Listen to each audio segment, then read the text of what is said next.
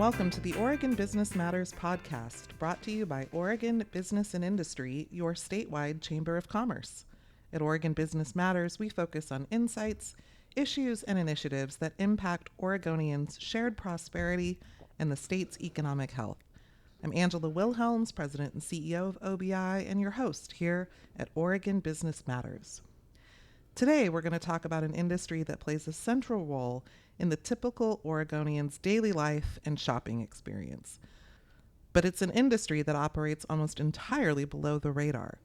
When you go to the store to buy a beverage, whether it's a non-alcoholic drink or a six-pack of beer, you're generally aware of the brand you're buying, obviously, as well as the store at which you're buying it. But what you don't often see is the distributor that brought that beverage to the store, probably stocked the shelf, and helped you as a consumer be connected with that product.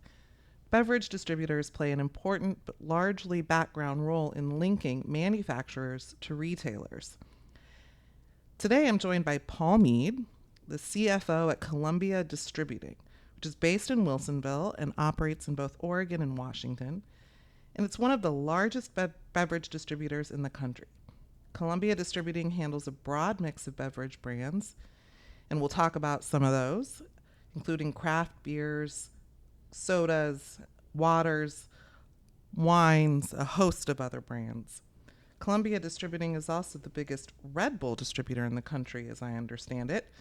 So we're going to talk to Paul, who's actually heading into retirement after a long and varied and productive career in the industry, which is why he's in a great position and a great person for us to talk to about what he's seeing in the company, in the industry. So Paul, thank you for joining me. Thank you, Angela. Welcome to Columbia. Well, thank you. It's great to be here. I'm well hydrated. I appreciate that as we get started in this interview. So very happy to be affiliated with you guys in some small way through OBI and the work that you do, and grateful for the opportunity to chat with you today. We at OBI, we talk a lot about supply chains. In addition to being the General State Chamber of Commerce, we actually are the state's affiliate for the National Association of Manufacturers and the National Retail Federation. So we love to connect the dots between producers and consumers through that chain. And, you know, that includes those of you in the beverage distribution industry, which plays a key role. So I'd love to just have you start by telling the audience a bit more about the role that distributors play in that supply chain and how you think about that work in the ecosystem of it all. Yeah, so if you look at beverage distribution, primarily that related to alcohol, it's really comes out of prohibition.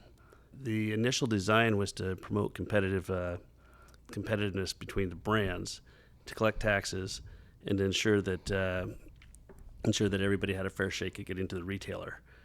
Today, I think that plays a less important role, but still, in many ways, we're serving that same role in that we collect taxes, we get the product from our producers to the shelves, and we do that in a very effective and efficient manner, in which we hope gives the consumer the best opportunity to buy what products they like. Okay, I have to admit, I cannot be the only person listening who didn't realize the origin story was part of prohibition and coming out of that. But when you describe it, it makes a lot of sense. Yes, when it came to alcohol, if you think about what was going on, you had people that were dominating the markets and enforcing certain undesirable trade practices. And that was when prohibition was repealed, the third-tier system was put in place to prevent that from happening again. Yeah, that's very interesting. So how do you decide as a distributor what product mix to represent and to distribute? To a large degree, we let the consumers decide that. I've said for a long time that, what we sell is pretty predictable. We sell what the consumer wants. For us, we have a lot of very large brands, and then we have a lot of brands that are new entrants into the market. We're very instrumental in bringing craft beer to Oregon, starting with some of the very early craft pioneers such as Bridgeport or Deschutes or Full Sail Brewing. We look at, you mentioned Red Bull. The consumer has a strong demand for energy products right now, or better for you products. So we try and match what we sell to what the consumer wants. I understand that there's a difference, and this was something that was new to me until I talked to you all about this a bit more, but there's a difference between distribution of alcoholic products and non-alcoholic products, which, again, when you pause and think about it, makes a lot of sense, but the consumers don't generally see that. Can you talk a little bit about that distinction? It has to go with alcoholic products are generally regulated, and so we work. We have to be licensed. We have to operate under a fairly tight set of rules on how we go to market. We have to price things equally. We have to service all accounts. Whereas in non-alcoholic products, it's a little bit more of the Wild West. We can pretty much do whatever we want to do. I'm just having this image of some of the mental pictures and imagery we can get of the people stocking the shelves in the Wild West kind of metaphor. So, well, as long as we're on the topic of beverage types, I'd like to talk a bit about distilled spirits in particular.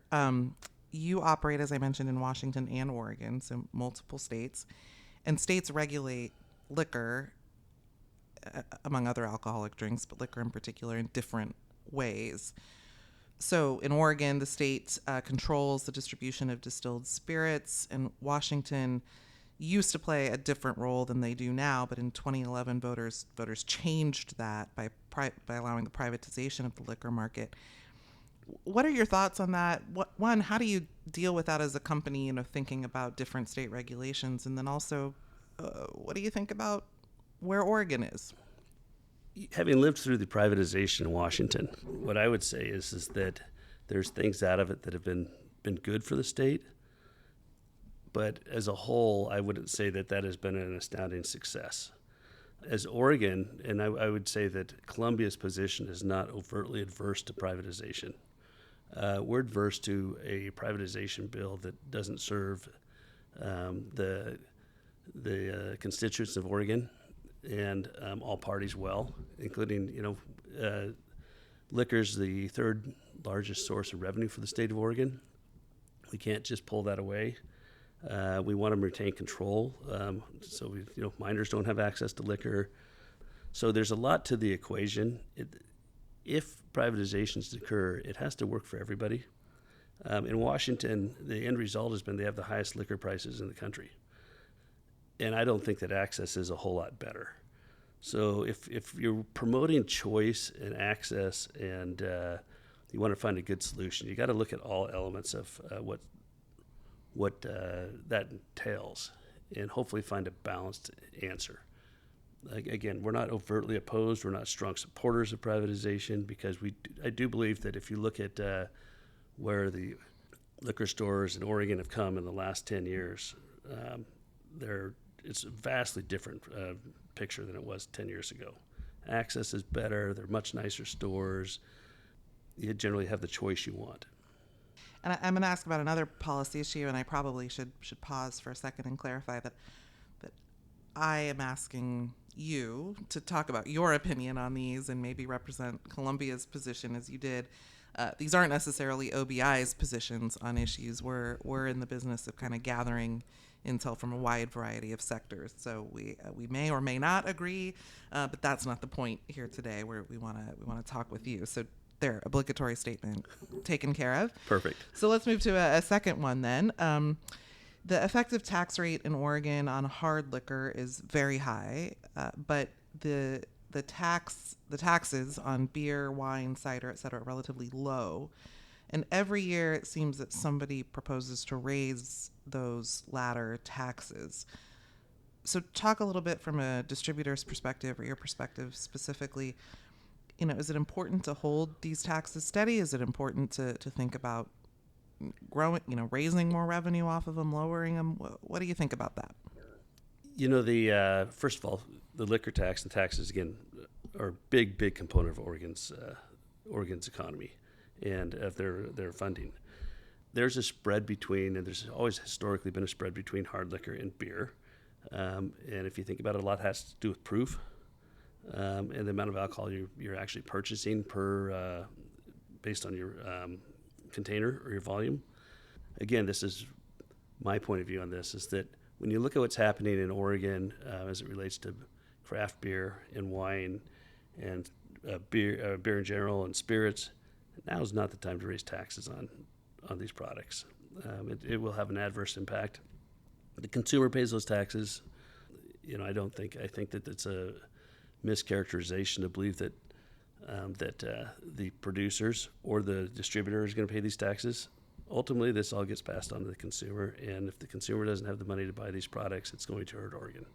Yeah, I mean, this is one I do feel I can step in with some OBI positioning on. I mean, we generally agree that consumers are ultimately the ones that bear the costs of a lot of things that businesses may be the payors of technically, but that trickles down to consumers, and we've seen an affordability issue become one of the most important issues affecting Oregonians, and we do see it impacting Oregon-made products. And when we talk about competitiveness, I think it's important to put that on the table. So I'm glad you brought that up. Some of the discussion around raising the taxes on these products is about treatment for addictive services or addictions and things like that. A astoundingly small percentage of the taxes collected on liquor go to addiction recovery or anything like that. So, to me, part of this is, just putting more money in the coffers of Oregon. And again, that's coming at the consumer's expense. Yeah, I thank you for bringing that point up. I think that's really important. A lot of times these specific revenue proposals or revenue raising proposals are brought forward and the most convenient or potentially impactful of the arguments is put out front as the rationale, when what you just said is exactly right. That doesn't necessarily even match where the funds are going, even if we did all agree that that was the right path forward. So another very good point. Thank you for bringing that up. Oregon has this MO, if you will, of wanting to do things differently, of wanting to be unique in its approach to certain things. Are there other ways in which Oregon does things differently, or at least maybe a little more unusually from a beverage distribution standpoint than other states? If you look at the way distributors get the products to the shelves, I would say that we don't do anything horribly uniquely. I think what has made Columbia successful is our scale and our ability to cover what is really a pretty geographically large state with a fairly concentrated population. But we call on customers in Lakeview and the same way we call on customers in Portland.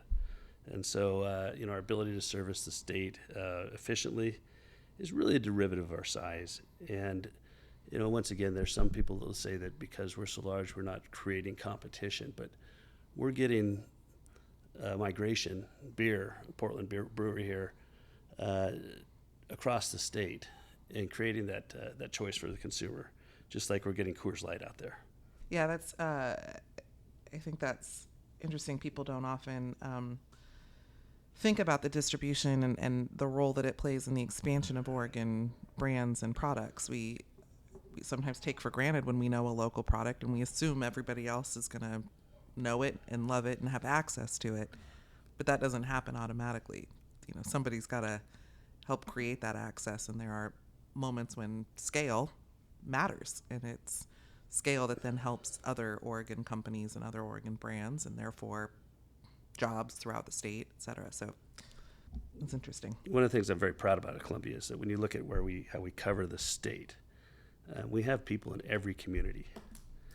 These people that are working for us are coaching softball, they're involved in the Rotary, they're whatever it is. And so, we like to look at what we're, bringing to the table in that fashion. Is we're bringing living wage jobs to the communities, and our people are involved in the communities. Yeah. How many employees do you have?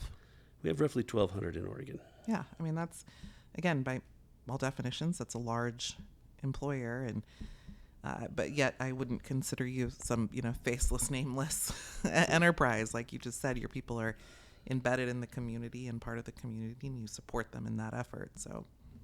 So you mentioned size. We just talked about the number of employees.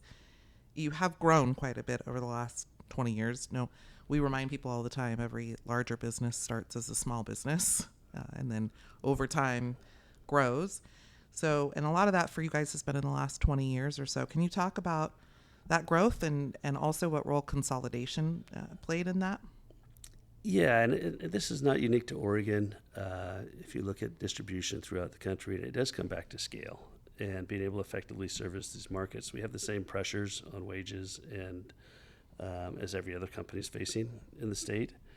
We have to be efficient, and for us, that efficiency is being able to, again, go to a Lakeview with a full truck, and instead of going out there with a small truck that makes that trip to Lakeview really hard to make money on. And so the scale gives us the ability to service the market better. And we've seen that throughout the country. Is at one point in time, my numbers may be off a little bit here, there were 8,000 beer distributors in the U.S. Today there's under 2,000, I believe, somewhere around those numbers. And so what you're seeing is in order to effectively, for us to survive and effectively service the market, we need that scale. And I think I don't want to impart something into what you just said that you may not agree with. So I'll try to pose this as a question, but it feels like what I'm sort of hearing in that and what I've heard from other companies that have grown in part from consolidation is, that's actually healthy. It allows folks to stay in business, expand, keep those jobs active. I think the reason I'm pausing here for a second is because a lot of times we hear from policymakers that growth is good, but consolidation may not be good because they have some of them at least have a misunderstanding of how the two work together, and that what we're really after is economic activity, the preservation and growth of the jobs, and there are multiple ways to get at that. As much as I'd like to think that Columbia is universally loved by all brewers and producers of our products, that would not be true, because there are people that clearly think that by us being larger, that they have less voice and less representation. And I would generally disagree with that. We're not for everybody. In all honesty, sometimes we're not the best answer for somebody that's just trying to get their product on the market and grow. But we're a really good answer for somebody that wants to get their product to the widest set of consumers possible. No, that's good, and it's a good reminder that there isn't a one-size-fits-all approach, and what might make sense for some in growth and consolidation isn't going to make sense for other. And the other thing we're kind of constantly talking about is to have a healthy, robust economy, you need that ecosystem of small and medium and large that sort of work in orbit together to service the various channels and needs and lines. And so it isn't that you can't get away with it all small, you can't get away with all big. You need that sort of through line through all of it. Yeah, that's absolutely correct. Okay, so I'm going to pivot here a little bit abruptly, but I don't know how else to do it. But I want to ask about a federal issue for a second, because we talk a lot about state policy, but, we're in this moment of time where tariffs come up in many conversations that I have, or the possibility of tariffs. And particularly both on American products going elsewhere, which is probably less of an issue you're dealing with as a distributor here, but also tariffs on products made elsewhere coming into the United States that you probably distribute. What's your observation or how are you at Columbia experiencing the conversation about tariffs? Going back to the thing I said earlier is that ultimately I believe the consumer is paying for most of this. What we're seeing is things like aluminum, and it may sound crazy, but one of the biggest inputs that we have are the aluminum cans, and our brewers and producers are having significant price increases due to the tariffs on aluminum. Just as a function of that, they're going to raise their price to us, and we're going to raise our price to the consumer, and so on. So what we're probably seeing more impact from the products that are going into our the goods that we're selling than actually the tariffs impacting us. Like you said, we don't sell outside of the country, so it's not a big thing there. But it's basically the inputs that we're seeing the impact from. As far as imported products, most of those suppliers for us have chosen to eat those tariffs, and it's impacting their business significantly. But, for instance, the Constellation brands are Modelo.